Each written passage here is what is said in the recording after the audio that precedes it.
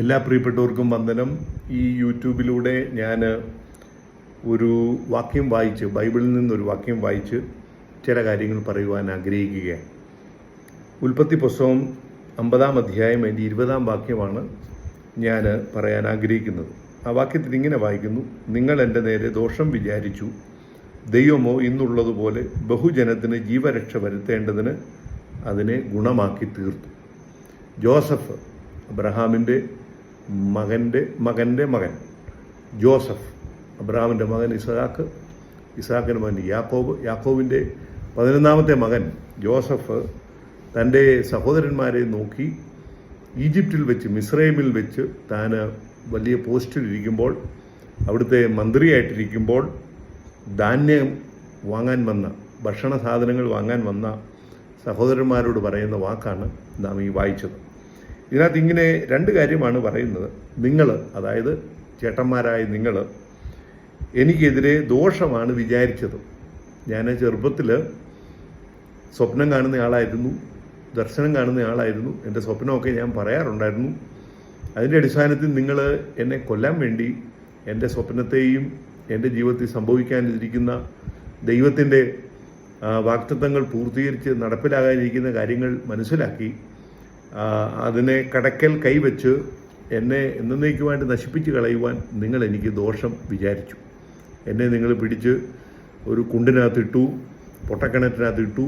അങ്ങനെ ജീവിതയാത്രയിൽ ഞാൻ പല പ്രതിസന്ധികളിലൂടെയൊക്കെ ഇവിടെ കടന്നു വന്നു. നിങ്ങൾ എന്നെ ദോഷമാണ് വിചാരിച്ചത്. നിങ്ങൾ അൾട്ടിമേറ്റ്ലി നിങ്ങളുടെ ചിന്ത ഇതായിരുന്നു, ഞാൻ നശിച്ചു പോകണം എന്നുള്ളതായിരുന്നു. എന്നാൽ ദൈവം എല്ലാവർക്കും വേണ്ടി, പ്രത്യേകിച്ച് നമ്മുടെ കുലത്തിനു വേണ്ടി, യഹൂദന്മാരായ നമ്മളെ എല്ലാവരെയും ശിക്ഷിപ്പിക്കാൻ വേണ്ടി ദൈവം അതിന് ആ ദോഷത്തെ ഗുണമാക്കി തീർത്തു. അപ്പോൾ ദോഷമാണ് ചിന്തിച്ചത്, ദോഷമാണ് വിചാരിച്ചത്, അതിനുവേണ്ടിയാണ് കരുക്കൾ നീക്കിയത്, അതിനു വേണ്ടിയാണ് പൊട്ടക്കണ്ടി പിടിച്ചിട്ടത്. എല്ലാം ദോഷം സംഭവിക്കാൻ ജോസഫ് എന്നേക്കുമായിട്ട് തീർന്നു പോകണം, അവൻ്റെ പേര് പോലും ശേഷിക്കരുത് എന്നുള്ള ഒറ്റ കാരണത്താലാണ് ഇങ്ങനെയൊക്കെ ചെയ്തത്. എന്നാൽ ആ ദോഷമായിട്ട് നിങ്ങൾ ആക്ട് ചെയ്തു എങ്കിലും, നിങ്ങളതിനെ ഒരു ആക്ഷൻ എടുത്ത് എന്നേക്കുമായിട്ട് തകർത്ത് കളയാൻ നിങ്ങൾ കരുക്കൾ നീക്കി എങ്കിലും സ്വർഗത്തിലെ ദൈവം ആ ദോഷമായി നിങ്ങൾ വിചാരിച്ച കാര്യത്തെ ഗുണമാക്കി മാറ്റി. അപ്പം ദൈവം സാഹചര്യങ്ങൾക്കൊത്തവണ്ണം പ്രവർത്തിക്കുന്ന ദൈവമല്ല. ദൈവം അസൂയ കൊണ്ടോ പ്രതിസന്ധികൾ കൊണ്ടോ നമുക്കെതിരെ വരുന്ന ആളുകൾക്കിടെ അവരുടെ കരുക്കൾ നീക്കുന്ന ആ ദോഷം വിചാരിച്ച് അവർ മുമ്പോട്ട് നീങ്ങുന്ന അതിനനുസരിച്ച് വാങ്ങുന്ന ദൈവമല്ല നമ്മുടെ ദൈവം. ദൈവം നമ്മുടെ ജീവിതത്തിൽ സംഭവിക്കുവാൻ സാധ്യതയുള്ള ദോഷങ്ങളെ അതിനെ ടേൺ അറൗണ്ട് ചെയ്ത്, അതിനെ രൂപം മാറ്റി, അതിനെ ദൈവം ഗുണമാക്കി മാറ്റുവാൻ കഴിവുള്ള ദൈവമാണ്.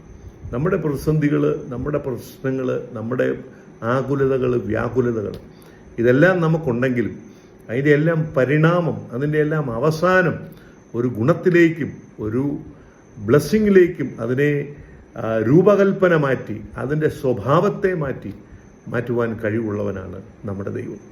അപ്പോൾ ജോസഫ് പറയുകയാണ്, വളരെ പ്രതിസന്ധിയിലൂടെ, വളരെ ബുദ്ധിമുട്ടിലൂടെ ദീർഘവർഷങ്ങൾ എനിക്ക് യാത്ര ചെയ്യേണ്ടി വന്നു എങ്കിലും നമുക്കെല്ലാവർക്കും വേണ്ടിയും, നമുക്കെല്ലാവർക്കും ജീവൻ ബാക്കി ഉണ്ടാകുവാൻ വേണ്ടിയും, നമ്മുടെ കുലം നിലനിൽക്കാൻ വേണ്ടിയും മുന്നമേ ദൈവം എന്നെ ഇവിടെ വിട്ടതാണ്.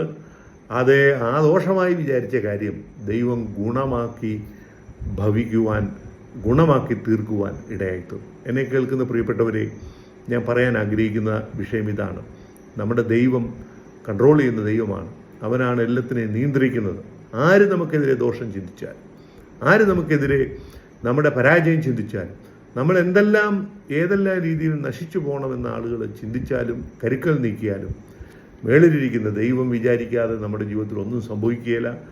അവർ വിചാരിക്കുന്ന ദോഷത്തെപ്പോലും ഗുണമാക്കി മാറ്റുവാൻ, അതിനെ ഒരു സ്റ്റെപ്പിംഗ് സ്റ്റോണാക്കി മാറ്റുവാൻ, ഒരു ചവിട്ടുപടിയാക്കി മാറ്റി ഉയർച്ചകളിലേക്ക് നയിക്കുവാൻ ദൈവത്തിന് സാധിക്കും.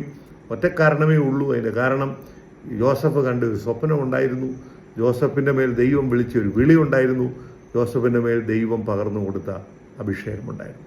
നമ്മുടെ പ്രാർത്ഥനയും നമ്മുടെ അഭിഷേകവും നമ്മുടെ ജീവിതത്തിൽ പല ദോഷങ്ങളെയും ഗുണമാക്കി തീർക്കുവാൻ ഇടയായിത്തീരും. ആ ദൈവത്തിൽ നമുക്ക് ആശ്രയിക്കാം. ഈ വചനങ്ങൾ ആ ദൈവമായ കർത്താവ് നിങ്ങളെല്ലാവരെയും സഹായിക്കട്ടെ. Thank you.